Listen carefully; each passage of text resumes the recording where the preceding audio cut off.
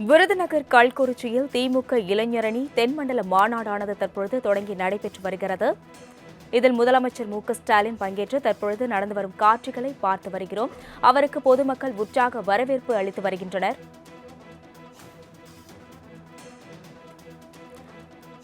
விருதுநகர் கல்குறிச்சியில் தற்பொழுது திமுக இளைஞரணி தென்மண்டல மாநாடானது தொடங்கி நடைபெற்று வரும் நிலையில் தமிழக முதலமைச்சர் மு.க.ஸ்டாலினுக்கு அந்த பகுதியில் உள்ள இளைஞர்கள் தற்பொழுது உற்சாக வரவேற்பு அளித்து வருகின்றனர்.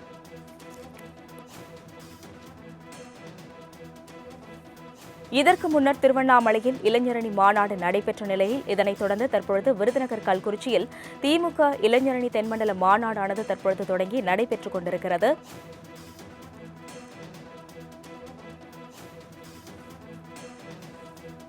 இரண்டாயிரத்து 26 சட்டப்பேரவைத் தேர்தல் நெருங்கி வரும் நிலையில் தற்பொழுது விருதுநகர் கல்குறிச்சியில் திமுக இளைஞரணி தென்மண்டல மாநாடானது தொடங்கி நடைபெற்று வருகிறது.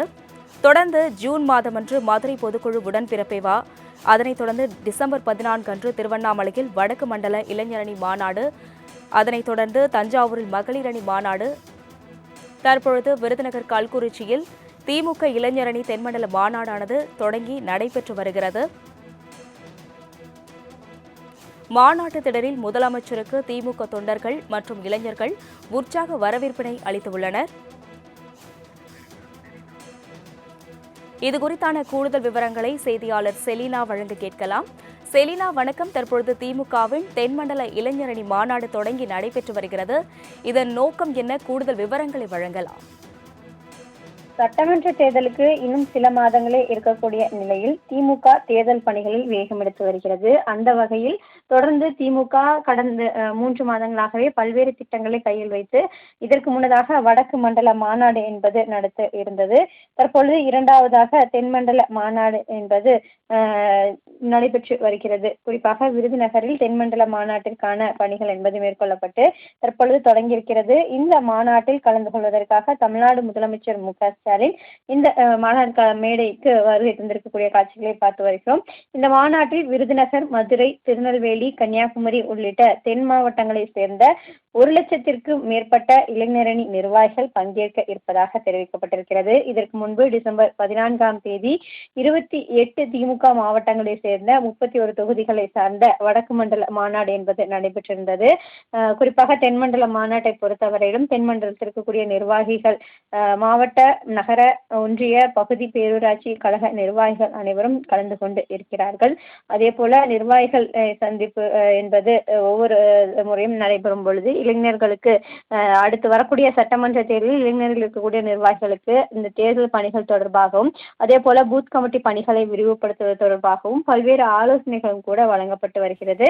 இந்த முதலமைச்சர் மு.க.ஸ்டாலின் இந்த மாநாட்டில் கலந்து கொண்டு குறிப்பாக இளைஞரணியில் இன்னும் மேற்கொள்ள வேண்டிய பணிகள், தேர்தல் பணிகள் தொடர்பாக முதலமைச்சர் மு.க.ஸ்டாலின் அறிவுரை வழங்கியிருக்கிறார். வரக்கூடிய சட்டமன்ற தேர்தலில் 200க்கும் மேற்பட்ட தொகுதிகளில் வெற்றி பெற வேண்டும் என்பதுதான் திமுகவின் ஒற்றை இலக்காக வைத்திருக்கிறது. அந்த பணிகளை எவ்வாறு மேற்கொள்ள வேண்டும் உள்ளிட்டவைகள் தொடர்பாக ஆலோசனை என்பது வழங்கப்பட்டு வருகிறது.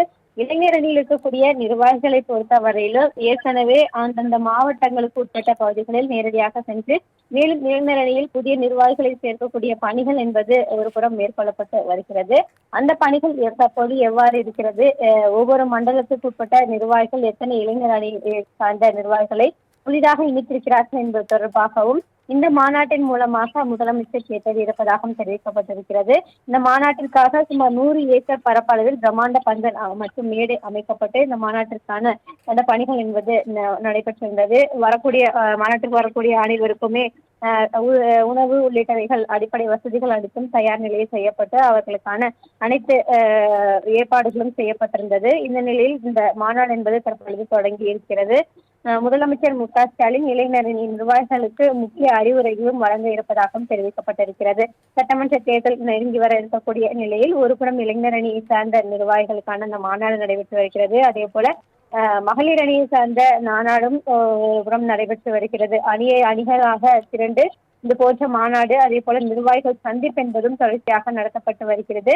வரக்கூடிய மார்ச் 8ஆம் தேதி மாநில மாநாடு என்பது நடைபெற இருக்கிறது. அதற்கு முன்னதாகவே தேர்தல் பணிகள் அனைத்தும் தீவிரமாக மேற்கொள்ளப்பட்டு நடத்தி முடிக்க வேண்டும் என்பதற்காக திமுக நிர்வாகிகள் அதே போல அணிகள் சார்ந்த நிர்வாகிகளும் இந்த தேர்தல் பணிகளை மும்முரமாக மேற்கொள்ள வேண்டும் என்பதற்காக இந்த மாநாடு என்பது நடைபெற்று வருகிறது.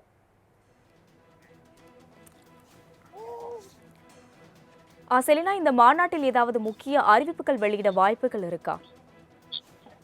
அதாவது இந்த இளைஞரணி நிர்வாகிகள் சந்திப்பு என்பது இதற்கு முன்பு நடைபெற்று இருந்த பொழுதும் கூட அந்த பூத் கமிட்டி நிர்வாகிகளுக்கான பணிகள் எவ்வாறு மேற்கொள்ள வேண்டும், அதே போல மத்திய அரசு ஏற்கனவே இந்த வாக்காளர் பட்டியல் சிறப்பு தீவிர திருத்தத்தின் மூலமாக பல்வேறு தரப்பு வாக்காளர்கள் இந்த பட்டியலில் இருந்து விடுபட்டிருப்பதை குறிப்பிட்டு அந்த வாக்காளர்களை பட்டியலில் எவ்வாறு சேர்க்க வேண்டும் என்பதற்கான பணிகளில் இளைஞரணியை சார்ந்த நிர்வாகிகள் மற்றும் பூத் கமிட்டி நிர்வாகிகள் மேற்கொள்ள வேண்டும் என்ற அறிவுரையை முதலமைச்சர் வழங்கியிருந்தார். அந்த பணிகள் தற்பொழுது எப்படி நடைபெற்று இருக்கிறது? கிட்டத்தட்ட 17 லட்சத்திற்கும் மேற்பட்ட வாக்காளர்கள் தமிழ்நாட்டில் இருந்து வாக்காளர் பட்டியலில் இருந்து விடுபட்டிருக்கக்கூடிய நிலையில் அவர்களை மீண்டும் வாக்காளர் பட்டியலில் சேர்ப்பதற்கான பணிகளில் மேற்கொள்ள வேண்டும்.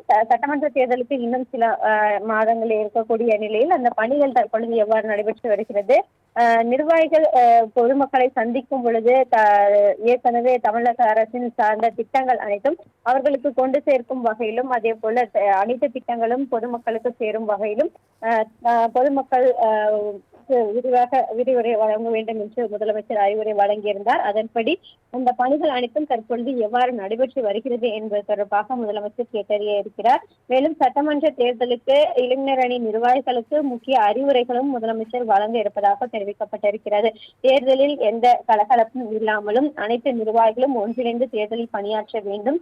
திமுக கூட்டணிக்கு கொடுக்க இருக்கக்கூடிய தொகுதிகளாக இருந்தாலும் சரி, திமுக போட்டியிட இருக்கக்கூடிய தொகுதிகளாக இருந்தாலும் சரி, அனைத்து தொகுதிகளிலும் திமுக தான் போட்டியிடுகிறது என்ற எண்ணத்தோடு தேர்தல் பணிகளை மேற்கொள்ளப்பட்டு அந்த தொகுதிகளில் முழுமையாக வெற்றி பெறுவதற்கான அனைத்து யூகங்களையும் வகிக்க வேண்டும் என்று முதலமைச்சர் அறிவுரை வழங்கியிருக்கிறார். அதே போல கடந்த முறை தோல்வியடைந்த தொகுதிகளில் இந்த முறை கூடுதலாக கவனம் செலுத்துவதற்காக அனைத்து கவனத்தையும் செலுத்த வேண்டும் என்றும் தெரிவித்திருக்கிறார். அதே போல குறைவான வாக்கு வித்தியாசத்தில் தோல்வி அடைந்திருக்கக்கூடிய தொகுதிகளில் இந்த முறை கூடுதல் வாக்கு வித்தியாசத்தில் வெற்றி பெறுவதற்கான அனைத்து வழிவகையும் செய்ய வேண்டும். பொதுமக்களுக்கு திமுகவின் திட்டங்களை நேரடியாக எடுத்து சென்று அவர்களுக்கான திமுகவை பொறுத்த வரையிலும் அனைத்து திட்டங்களும் மக்களுக்கு சென்று சேரும் வகையில் அனைத்து வேலைகளும் செய்வாறு ஏற்பாடுகள் செய்யப்பட்ட அவர்களுக்கான அறிவுரைகள் வழங்க வேண்டும் உள்ளிட்டவைகள் முதலமைச்சர் மு.க.ஸ்டாலின் அறிவுரையாக வழங்க இருக்கிறார் என்று தெரிவிக்கப்பட்டிருக்கிறது. குறிப்பாக இளைஞரணியை சார்ந்த நிர்வாகிகள் தான் களத்தில் நின்று பணியாற்றக்கூடிய முதல் நபராக இருக்க வேண்டும். 3வது தலைமுறையாக இந்த இளைஞரணி என்பது செயல்பட்டு வருவதாகவும் அந்த இளைஞரணி குறிப்பாக அனைத்து பணிகளையும் மேற்கொள்ளப்பட்டு நிர்வாகிகளை நேரடியாக சந்திக்கும் பொழுது அவர்களுக்கான பொதுமக்களுக்கு தேவையாக இருக்கக்கூடிய அனைத்து திட்டங்களையும் கேட்டறிந்து நேரடியாக கழக தலைமைக்கு எடுத்து செல்ல வேண்டும் உள்ளிட்ட அறிவுரைகளையும் முதலமைச்சர் மு.க.ஸ்டாலின் தொடர்ச்சியாகவே வழங்கி வருகிறார். அந்த வகையில் இந்த கூட்டத்திலும் முக்கிய அறிவுரை வழங்குவார் என்று எதிர்பார்க்கப்படுகிறது. சட்டமன்ற தேர்தல் நெருங்கி இருக்கக்கூடிய நிலையில் இது போன்ற முக்கியத்துவம் வாய்ந்த மாநாடு, அதே போல இளைஞர் நிர்வாகிகள் சந்திப்பு, அதே மகளிரணி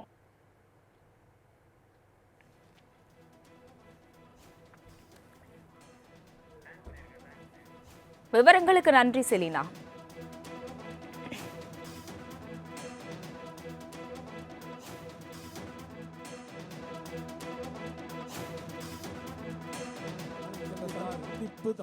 அந்த சந்திப்பு தமிழ்நாட்டில் அரசியல் மாற்றத்திற்கு வித்திட்ட தலைவர் அவர்களே, உங்கள் இளமை காலத்தில் அவர்களே, நீங்கள்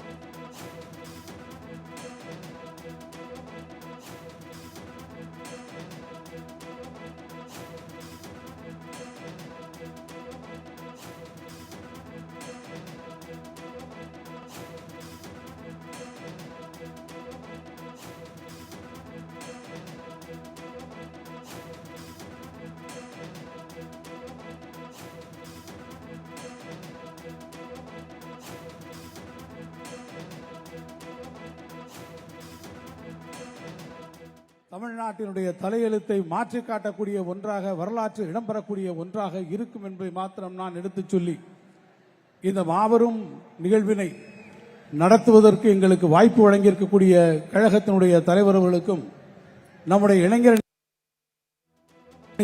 எங்களுடைய சார்பில் எங்களுடைய மனமார்ந்த